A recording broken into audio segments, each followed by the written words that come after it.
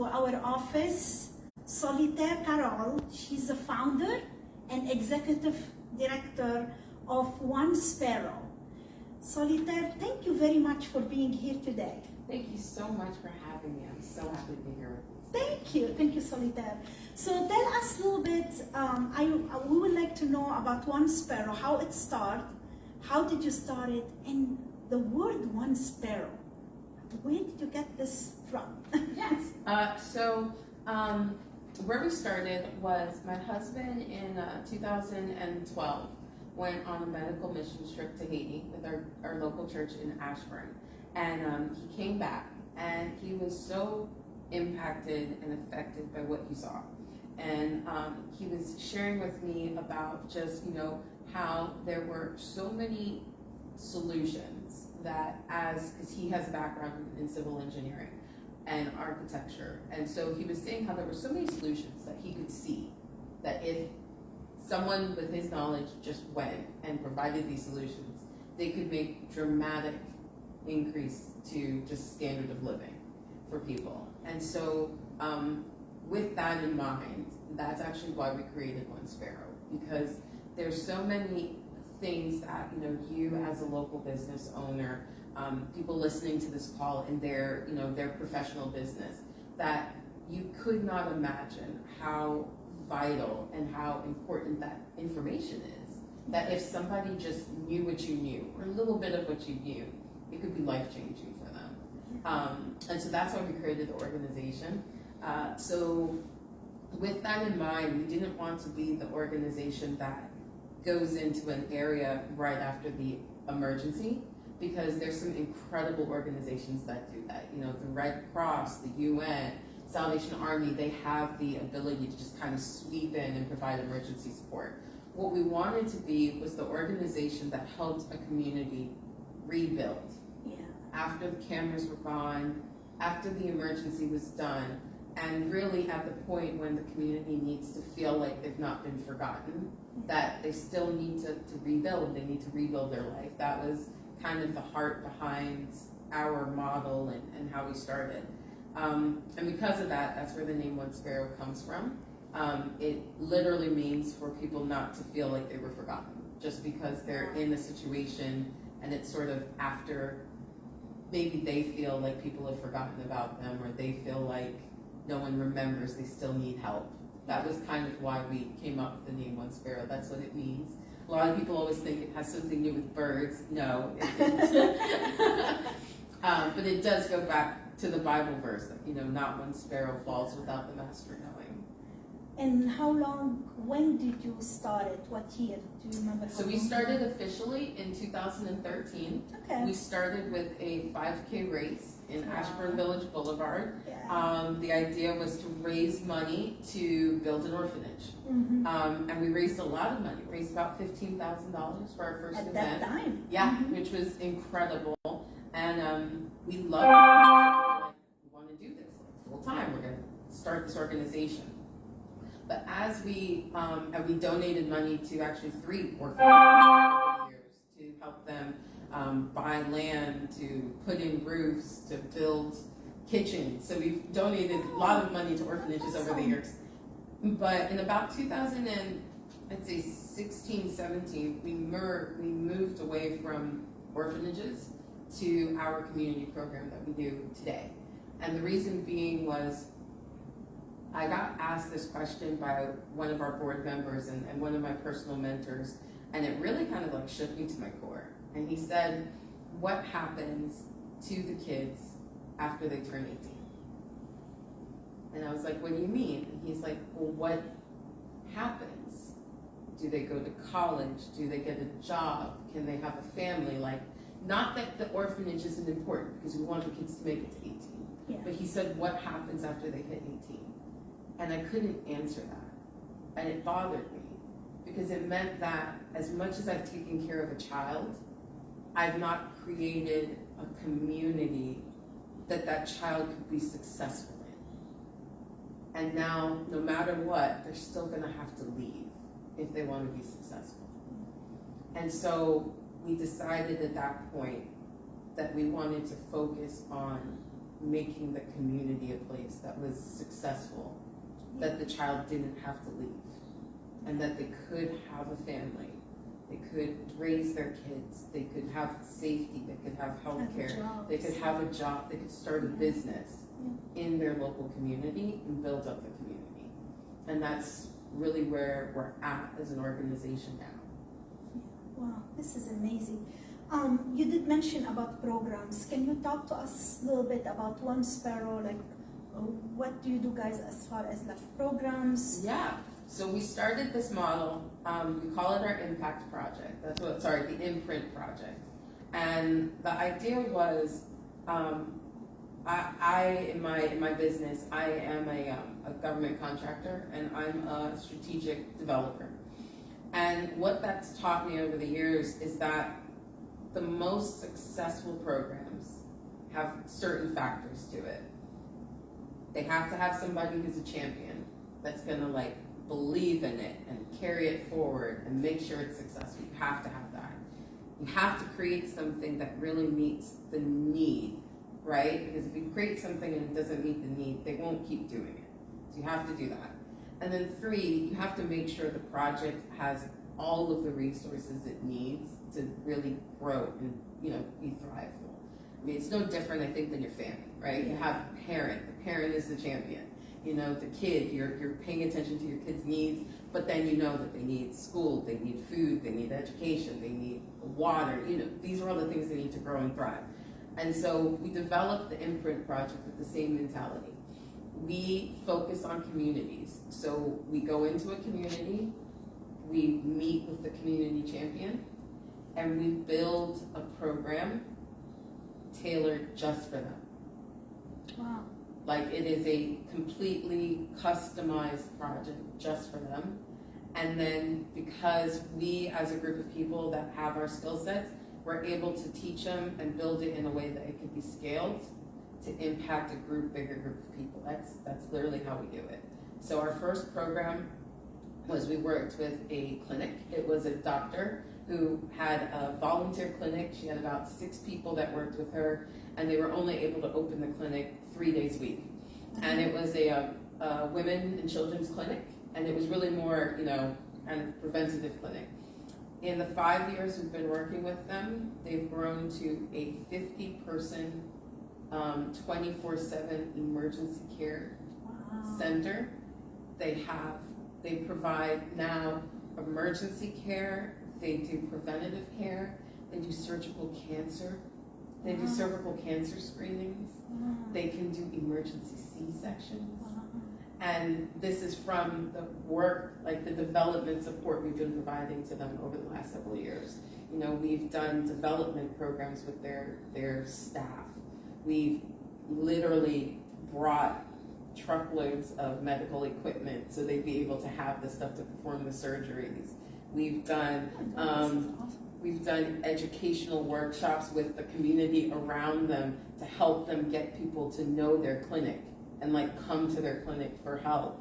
We even developed a program to get midwives in the community, because a lot of people don't trust doctors, they trust the midwife. Yes. So we literally hosted a conference to bring the two together so they would work in concert. And the midwives get resources and get medical supplies from the clinic, and we gave them at-home birth kits so they could be doing it in a sterile way. Awesome. Yeah. So it's incredible what we've been able to do. And then, the success story for us is that because of all that work we did, really from 2017 through 2020, that clinic was up and running to support that community when COVID hit. At a time when other nonprofits weren't able to get in the country. Yeah.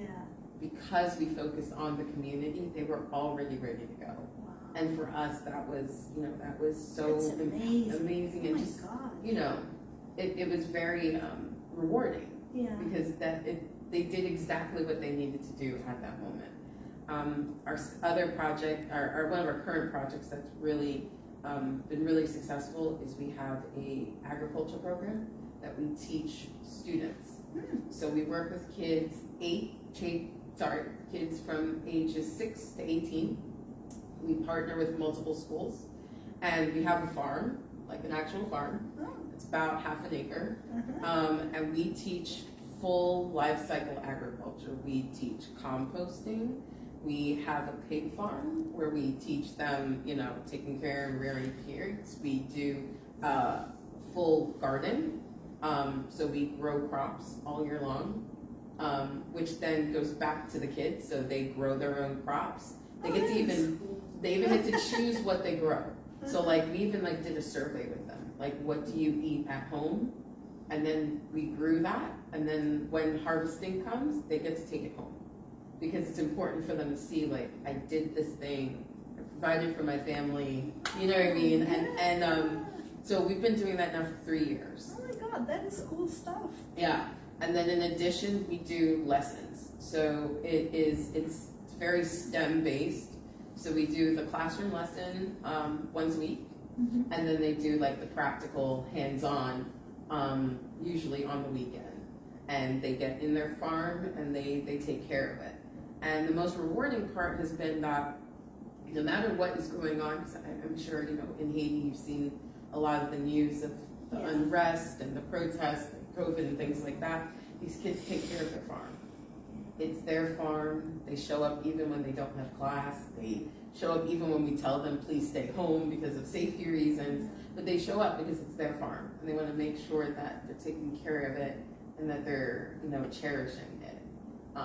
So we have about 150 kids who've gone through the program. Wow. We do not graduate out of the program. They just move into different roles because it's also about teaching team building skills. Like we teach life skills through agriculture, I guess is a better way to put it. So they learn about nutrition, they learn about problem solving, they learn about critical thinking, they learn about leadership because they take on different roles and the teamwork on the farm. And they also learn about entrepreneurship because they sell their stuff at market. And we let them be involved in the process from the beginning to end. So it's a really successful program. Now that COVID is over, we actually want to expand it to other schools in the region. We've had a lot of interest from other schools to start the program at their school as well. I'm really excited to see how we can continue to grow that program in the region. So we did talk about Haiti and about you visiting there, because I was interested to say, okay, did you went to Haiti? Oh yes, a couple of times a year. So do you go do you get the project when you go there, or there is communication between here and there, or? There's constant communication. So I meet with my team regularly. We have an on-the-ground project coordinator, and then we also have a team of about 8 people, like in Haiti. They are Haitian, which is fundamental to me. It is very important for the kids to see their community and representation in the people who teach them. So that's a on-purpose decision. And then when we go to Haiti, we bring a team down with us. Which is really fun, and we get very involved. So I brought a team down. This is so cool stuff. Yeah, I brought a team down one time to literally install irrigation to the farm, and none of them had ever done it before, and I was like, we're all gonna learn today. Or I've brought a team down to, literally break up ground to make garden beds, for a day. That's one of the things they did. Or we'll go down and we'll do, we did a baby shower one time for the clinic. That was really fun. We had about 50 expecting moms come, and we brought diapers. We brought reusable cloth diapers. We brought clothes. We brought all fun stuff too, not just practical stuff. Moms want fun stuff. And we threw a party. We decorated and everything.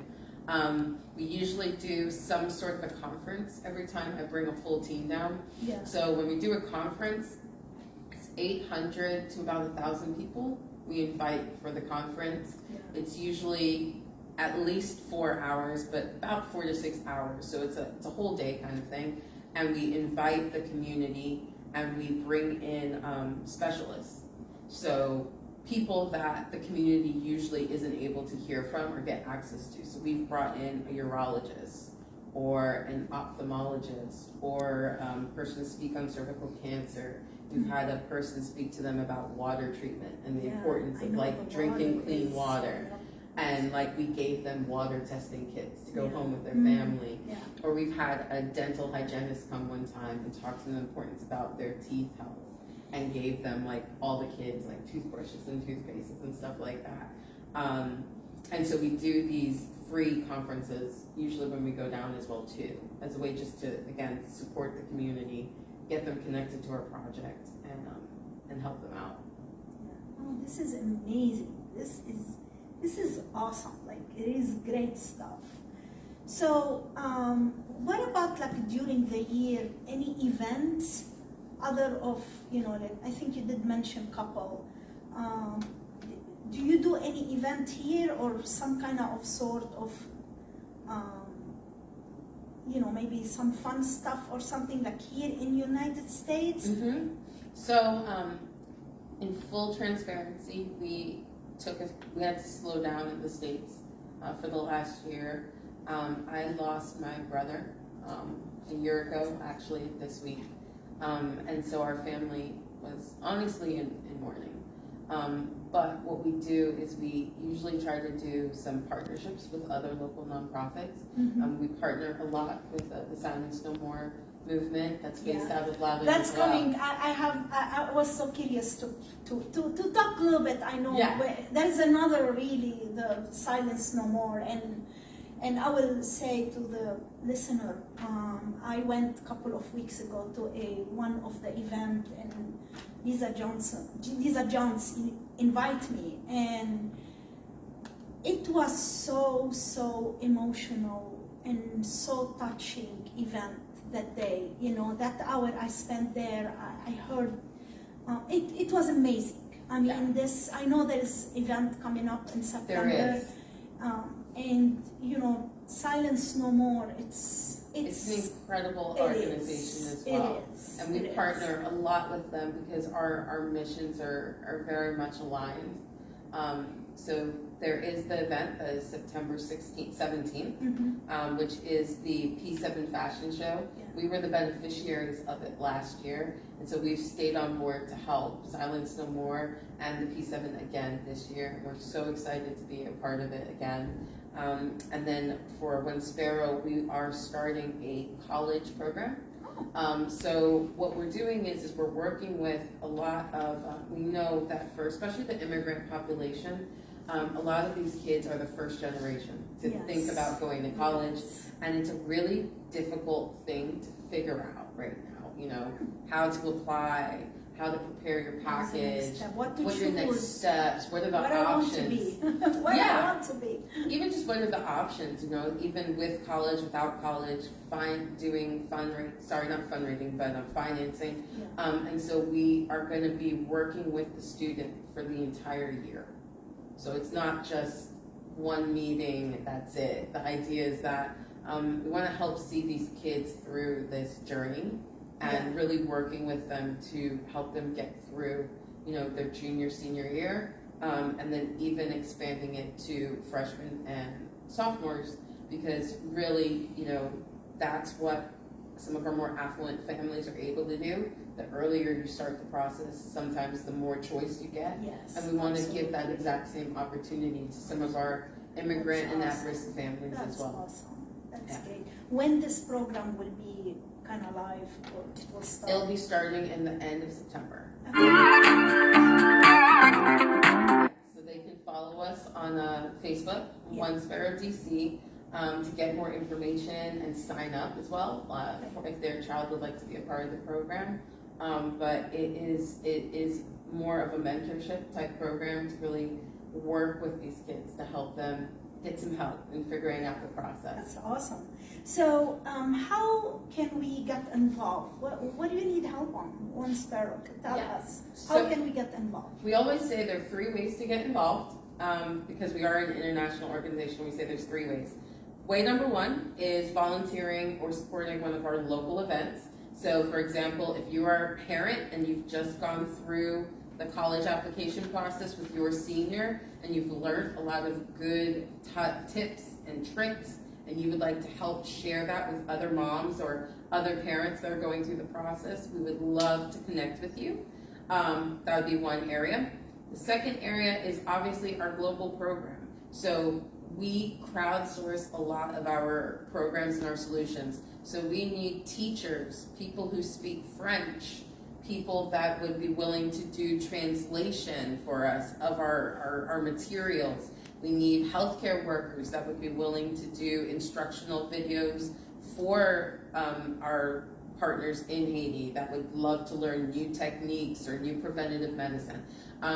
Your knowledge and your experience is valuable, and that is an incredible way that you can get involved in One Sparrow, is literally just sharing your knowledge, meeting with us like this, doing a video, recording it. That is a great way that you can help. And then the third way is being a volunteer for us as an organization. We are 100% volunteer run because the money that's donated to One Sparrow goes to our projects, like 100%. So we are always looking for people who want to be a part of the organization, whether that's helping us with building out our volunteer base, helping us out with our fundraising, helping us out with developing our programs. Those are all ways that you can get involved outside of just the monetary donation, because we find that our volunteers are our greatest resource because we've learned so much from them. And we've been able to really create some incredible programs because of it. A perfect example, our agriculture program in Haiti is a volunteer-built program. Like, we built it from scratch.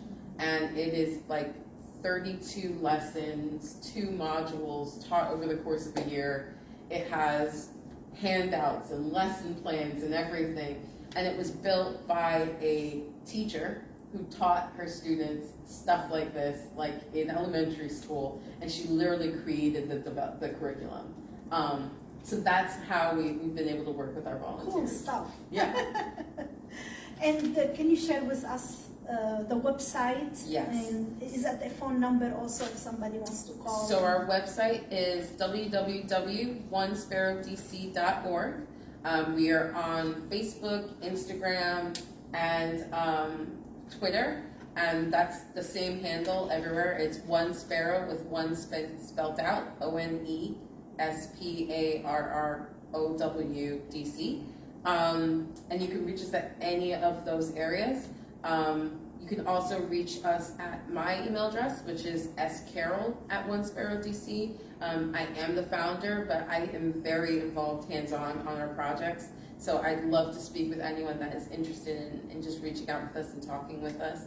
And yeah, thank you so much for this incredible opportunity. Solitaire. Oh my God, thank you. I'm so happy and excited to spread the word about One Sparrow because you do an amazing job, guys. So thank you so much. Thank you for everything you do and for being here today. Yes. I know we had to reschedule because you've been busy and you have to travel and stuff, but thank you for putting for a couple of minutes here to be here and share with us about One Sparrow. Well, thank you for this platform and everything you do for the community. It's so necessary, and we're so thankful for community partners like yourself. So thank you so much. Thank you, Solitaire.